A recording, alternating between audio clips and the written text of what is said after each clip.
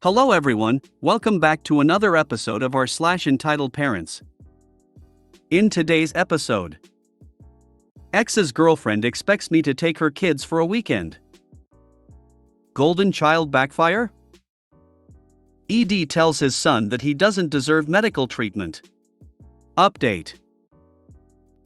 Before we get started, make sure to subscribe so you will never miss a video.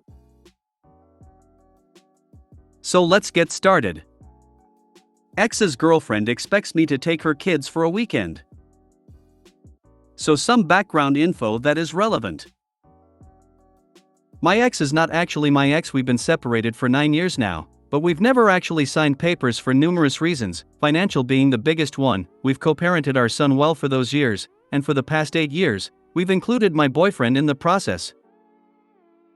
We've been doing quite well at this, and the three of us have established a pretty good relationship. 2 years ago, however, my ex got a new girlfriend. Her and I don't get along, mainly on her part, and no, I don't just say this because it's my side. I've always encouraged my son to respect her and try to get along with her, but he can't stand her or her 2 daughters. I don't mind her youngest. She's hyper and bounces off the wall, but she's 8. It's to be expected. The oldest one -11, the same age as my son, however, is she's AB*TCH. She actively ridicules and belittles her little sister, my son, and my daughter, 6. She's rude to me, my ex-in-laws, and even my ex. This girl is absolutely out of control. Background out of the way, last weekend was my son's weekend at his father's. However, my ex and his girlfriend had been invited to an adult party. My ex and I were discussing it when he dropped my son off on Wednesday, and he mentioned that it might be easier if we switched weekends around, but he wasn't sure if he could find a babysitter for the 2 girls, so we had to wait and see.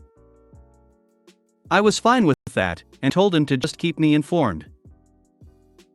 Later that night, his girlfriend sent me a message, saying that since I was taking my son for the weekend, !1, I could just take the 2 girls and keep them for the weekend too. Before I could even respond to this, she added that she would send them over clothes and some money so we could get pizza.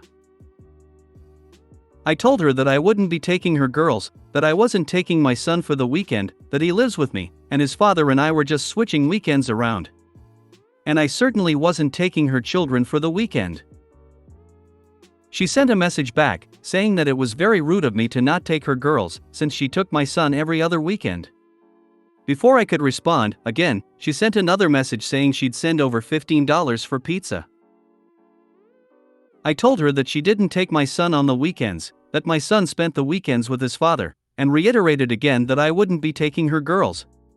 She responded asking what I was doing that I couldn't take the girls. I told her we weren't doing anything, we were just going to have a nice relaxing weekend. She asked why I would ruin her and my ex's weekend by not taking the girls. By this point I was annoyed, and told her that I didn't like her oldest daughter, and she was a brat, and she wasn't allowed in my home outside of emergency situations. She responded by saying that I was an awful person, a terrible mother, and I didn't deserve children since I clearly didn't understand parents who just need a break. I ended up blocking her. But Edit, wow, firstly, thank you for all the awards. I was just griping about my ex's girlfriend, lol, didn't expect all this. Secondly, while I've tried to respond to a lot of you, as a few general points. I don't know where the girl's bio dad is, ex's girlfriend is from the West Coast, we live on the East Coast, and I've never felt it my place to ask. She doesn't end up raising my son on the weekends, my ex knows our son isn't a fan, so they typically go fishing, camping, or hiking. My ex loves our son, and spends as much time with him as possible. No, I did not call the 11-year-old AB*TCH to her face, or to her mother's face. I told her mother she was a brat, yes. If that makes me a terrible person, well, so be it. I have screenshot the pictures of our convo, and I plan on talking to my ex when he picks our son up on Wednesday. I currently haven't heard from either of them, so I guess we'll see if she tries to drop them off tonight at 6 lol. Edit number 2. So I just got off the phone with my ex, who called to ask when I'd agreed to take the kids, since last he knew that wasn't happening. I sent him screenshots of the conversation, explained that I had never agreed to take either girl, and told him I was quite clear with her on that. He said he was sorry, and he'd handle it, and that I'd see him on Wednesday when he picks our son up. Be on the lookout for those kids showing up at your door and her car being gone by the time you answer it. Edit, if possible, try to plan not being home when this situation might occur. Take your son out for the day somewhere and document it on social media.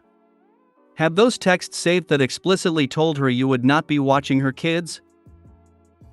And if they do, I hope you drive them right to the hospital and report them as abandoned. Have your ex set her straight on child seeing his dad on weekends, not GF.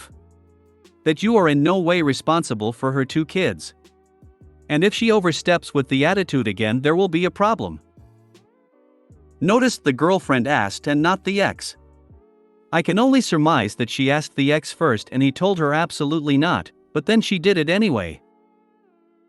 Not your job to watch her kids, she should get their father to. My ex knows she can drop my daughter off anytime with me, no problem. I love spending time with her. 5 will get you 20. She attempts to drop the girls off anyway. Lets them off at the curb and drives away quickly. Not joking. I remember a story in this sub a while ago where that actually happened. The EM drove off as soon as OP opened their front door. I think it was an assumed she can babysit because I've got stuff to do and she won't mind kind of thing, where she didn't even give any warning. You need to forward all of that to your son's father and have him explain to her how this works. In short, her choice to be his partner is why she supervises his son who visits his father's home and lives with you, his mother. She needs to understand that if she wants someone to supervise her daughters that live in her home, she needs to hit up their father. Your boyfriend is not their father and you are not their mother. It's very simple. Golden child backfire? Anyone have any stories about parents dealing with the consequences of favoritism?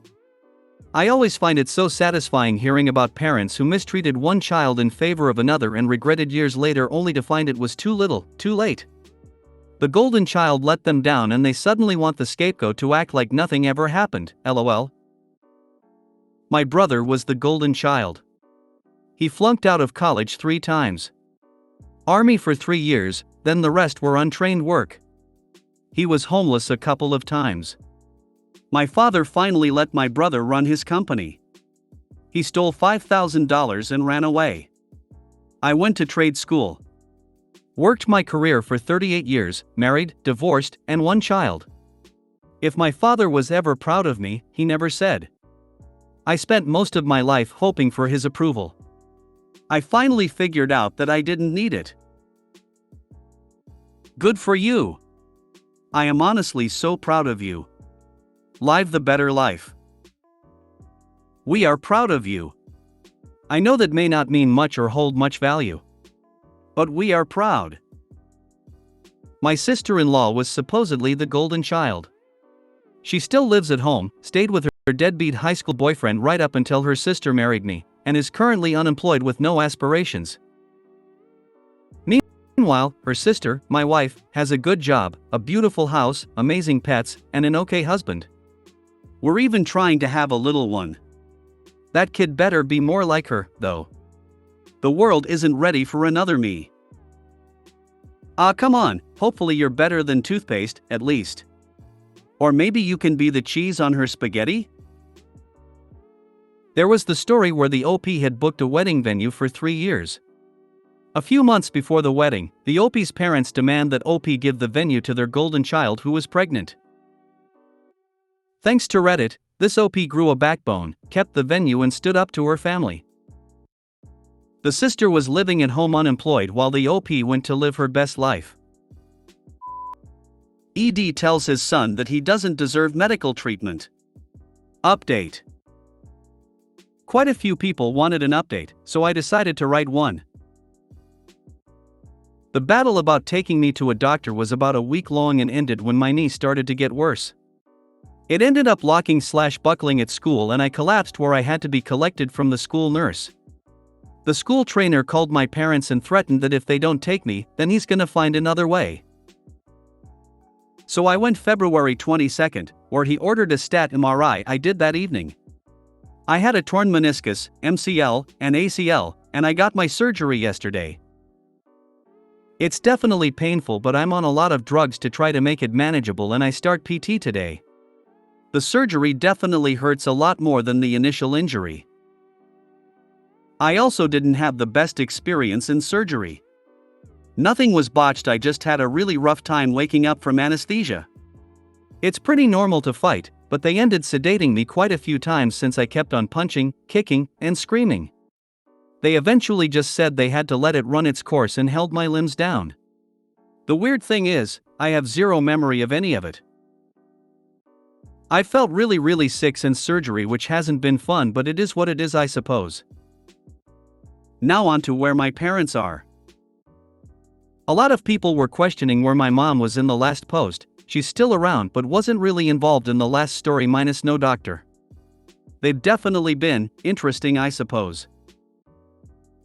Since surgery, they've been arguing back and forth for custody reasons and about how they should have crippled me. My dad is almost making it feel like a joke. Every 5 seconds ask if my knee is okay, etc. Even though he knows the answer, but it makes it feel like he doesn't actually care. My mom told me about how she doesn't have the time to discuss with insurance companies, which make me really sad and guilty that I'm putting more of a financial strain on my family, since they are already in debt for my medical reasons 2 years ago.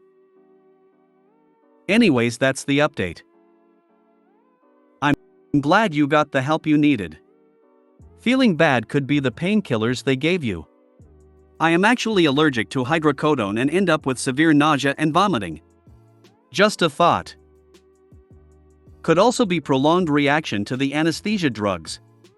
My teenager had 7 surgeries in the span of a year, last one still holding for 2+ months, and fingers crossed never again. There were a lot of discussions with the anesthesia docs because she would be weak, vomit, and even fainted a few times up to 5 days past surgery. They changed up the meds to keep her under sedation and no problems for the last 3 surgeries. Keep it in mind should you need surgery in the future. People are very different with regards to reactions to those meds. Don't know if you've said this, but make it clear to your dad that he's the reason why you're like that.